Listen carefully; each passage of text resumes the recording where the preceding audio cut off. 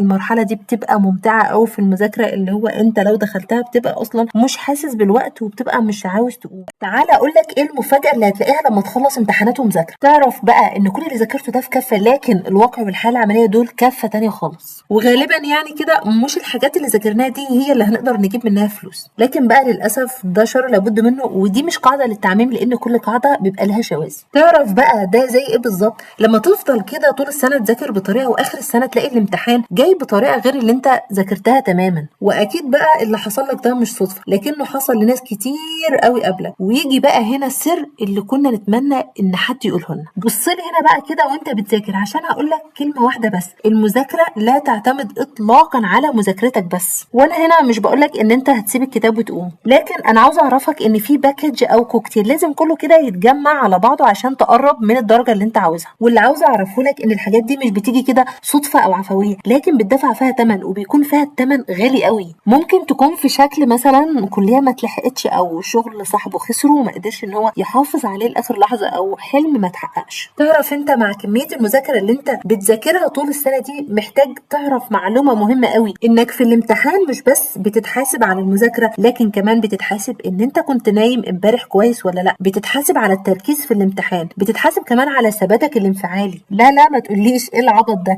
يعني ايه يحاسبوني في الامتحان اذا كنت انا نايم ولا صاحي؟ وبعدين اصلا هيعرفوا منين؟ لا بقى تعالى لي وانا اقول لك هيعرفوا ازاي. كم مره كده قعدت في الامتحان وجالك سؤال اصلا انت عارفه قبل كده ومجاوبه مليون مره، لكن عمال تجمع في الاجابه يمين وشمال مش بتيجي خالص. اول ما الامتحان كده يخلص وتخرج بره وتقعد مع نفسك شويه كده وتهدى او تروح وتنام، تلاقي الاجابه كده جت في دماغك مره واحده. طيب اقول لك بقى على الارخم: كم مره قريت سؤال غلط وبالتالي كانت اجابتك طبعا غلط؟ الموقف ده حصل معايا عمري ما هنساه، وكل ما افتكره بتضايق كانه لسه حاصل حالا. في امتحان ماده في البكالوريوس عندي قريت السؤال غلط وبالتالي طبعا كان الحل غلط، وكان السؤال عليه 20 درجه، وطبعا دي مش درجه قليله مقارنه بدرجه الامتحان كله. لسه لحد دلوقتي لما افتكر بتضايق جدا، لكن السبب وقتها ما كانش قله نوم، كان قله تركيز، او ان انا حاسه ان انا خلاص عارفه الامتحان وبجاوب، فما كنتش مركزه قوي في السؤال. لو قدرت ان انت تضحك على نفسك او تضحك على الامتحان او تضحك على اللي بيصحح، عمرك ابدا ما تقدر ان انت تخدع دماغك. دماغك بيحتاج ان هو يرتاح، لو ما ريحتوش مش هيريحك، مش هيجاوب. كم مره كده حسيت بتأنيب ضمير عشان عدى عليك يوم او يومين او 3 من غير ما تذاكر، او زي ما بنقول كده من غير ما تفتح كتاب؟ انا عن نفسي كان بيحصل معايا الموضوع ده كتير جدا وكنت ببقى متضايقه. طيب قبل ما تقع بقى في الدوامه دي، خليك مثلا عدى النهارده وما ذاكرتش اي حاجه، وجيت اكتشفت اخر اليوم ان انت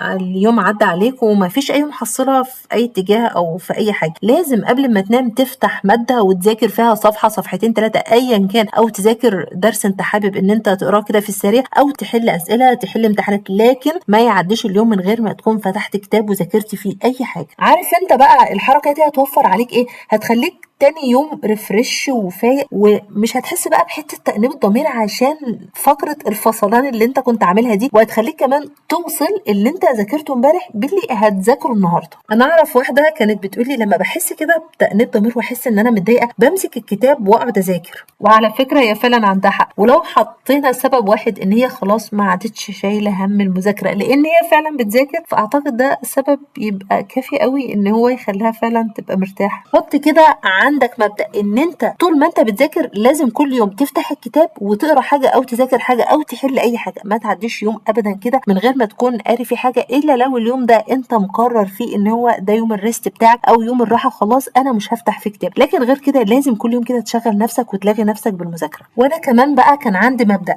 الحاجه اللي هتحصل يلا بينا بقى خليها تحصل. اللي هو ازاي؟ انا مثلا عندي امتحان كمان اسبوع او 10 ايام، بدل ما اقعد بقى حامله هم الامتحان وان انا هذاكر ازاي ومتضايقه، لا يلا بقى هبدأ مذاكره. اوقات كتير جدا، لا مش اوقات كتير ولا حاجه، ده هو ده فعلا حملان الهم اصعب من الفعل نفسه. يعني ان انا افضل حامله هم المذاكره وان انا ورايا كم كبير جدا محتاجه اخلصه اصعب من ان انا خلاص بدأت ان انا اذاكر فيه. طب تعرف بقى ان انت مهما ذاكرت، حتى لو قعدت تذاكر مليون سنه كأنك ما عملتش حاجه لو ما كنتش بتطبق عملي على كل معلومه انت ذاكرتها. ويجي بقى هنا قيمه الحل الكتير جدا، اللي هو لو حد سألني سألني على نصيحة واحدة بس أديها له، وبالذات في الثانوية العامة هاقول له حل كتير، حل كتير أوي على قد ما تقدر. وبمناسبة بقى الحل الكتير فالشيء بالشيء يذكر، عشان كده هاتكلم عن الساعات البيانية، وده أكتر وقت هتقدر تحل فيه كتير. والحقيقة أنا كنت باعمل كده بس عشان إحنا كنا مضغوطين أوي في الوقت، ووقت اللي كنا فيه في الثانوية العامة كان عندنا حضور مدرسة وشوية التزامات كده كتير، فما كانش عندنا وقت الفراغ أو الوقت الموجود دلوقتي اللي الطلبة ممكن يقدروا يجمعوا فيه مذاكرتهم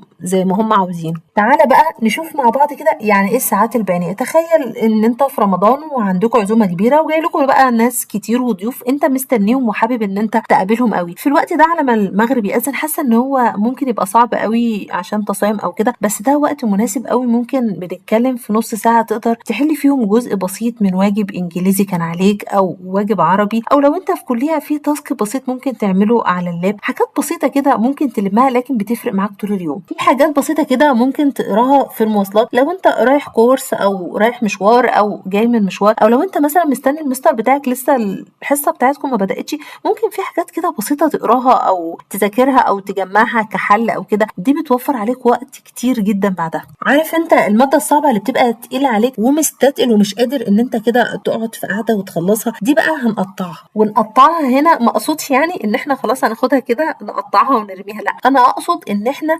نقطعها على أيام، يعني نقسمها على أيام بحيث إن هو كل يوم يبقى فيه منها جزء. عارف أنت المهمة الصعبة اللي أنت مش قادر تخلصها فبتعمل منها كل يوم حتة، فبالتالي المهمة بتخلص منك من غير ما تبقى واخد بالك ومن غير ما تبذل فيها المجهود الفظيع. عارف أنت بقى إحساس اللي هو بتضحك على نفسك وبتضحك على المعلومة بس في الآخر بتلقطها. طب يلا بقى خلاص مسكنا الكتاب وقعدنا نذاكر. طب إيه بقى أحسن وقت هتقدر إن أنت تذاكر فيه وتجمع فيه معلومة حلوة قوي؟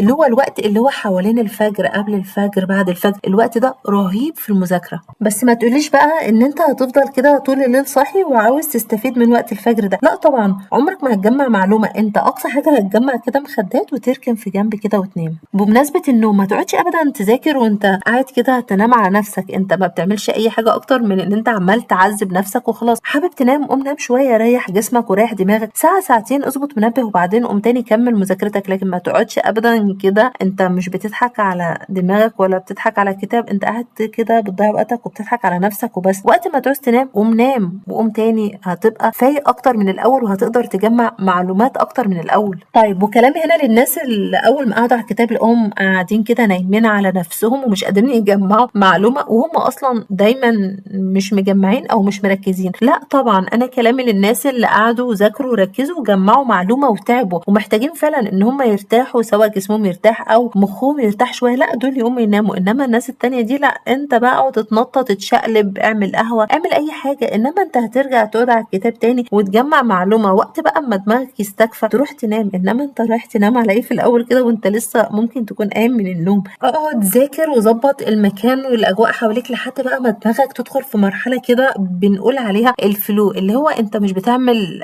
اي مجهود او طاقة، انت بتقعد بس تذاكر وبس، والمعلومة بتدخل بسيمفونية بتخليك فاهمها ومركز ومستوعب. وعلى فكرة المرحلة دي بتبقى ممتعة قوي في المذاكرة، اللي هو انت لو دخلتها بتبقى اصلا مش حاسس بالوقت وبتبقى مش عاوز تقوم. طيب الحمد لله خلصنا اللي ورانا بقى وقمنا نمنا. اول ما نصحى بقى تاني يوم من النوم ما نمسكش الموبايل ونقعد سكرول كاننا بقى بننتقم، ما احنا ذاكرنا امبارح كويس، لا انا النهارده بقى قاطع موبايل. لا طبعا، اول ما تصحى من النوم هتقوم بقى تمسك النوتة اللي احنا قلنا عليها قبل كده وتكون حاطط فيها خطة لمذاكرة النهارده، تبدأ تقراها وتسيستم دماغك وتشوف هتنظم يومك ازاي. واساسا قبل ما تنام انت كنت حطيت خطة لجدول بكرة، فبالتالي قبل ما تنام حطيت خطة، اما صحيت من النوم بدأت ان انت تقرا الخطة دي علشان تنفذها. وعلى قد ما كنت منظم ومسيستم يومك هتلاقي اليوم معدي كده بسلاسة، حلو وبسيط والدنيا مترتبة معاك ومذاكر كم كويس انت كنت محدده، ويمكن يزيد كمان اكتر من كده بالجدول اللي انت هتعمله لنفسك. مش بقولك امشي على جدول بالظبط لانه صعب، بس على الاقل تكون دماغك متسيستمة شوية. وعلى قد ما اتكلمنا ان الموبايل بيعمل تشتت جامد جدا وان انت لازم تفصل منه، بس مش هقولك ان انت بقى خلاص بقى تركنه او تبيعه او كل ده، لا انت بس ايه، تعمل لنفسك كنترول، تكون قادر تتحكم في نفسك وعارف ان انت الوقت اللي هتقعد على الموبايل انت هتقعد قد ايه وهتقوم امتى، علشان من الاخر ما تتسحلش. وفي الاخر يا ريت قبل كل مره تقعد تذاكر فيها يكون جنبك كده مصحف وتقرا ورد بسيط كده من القران، صفحه او صفحتين. ربنا هيبارك لك في وقتك على قد الثواب اللي انت هتاخده، على قد ما هيكون في بركه قوي في مذاكرتك مذاكرتك، وان شاء الله تقدر تجمع معلومات اكتر ويكون فيها البركه باذن الله. اتكلمنا كتير جدا عن المذاكره وازاي ان انت تقدر تنظم وقتك وتعدي يومك ازاي، ولو حاجه صعبه واقفه عليك، لكن لو حابين ان احنا نتكلم باستفاضه بعد كده عرفوني في الكومنتات ان شاء الله، ونتكلم في اجزاء تانية عن المذاكره.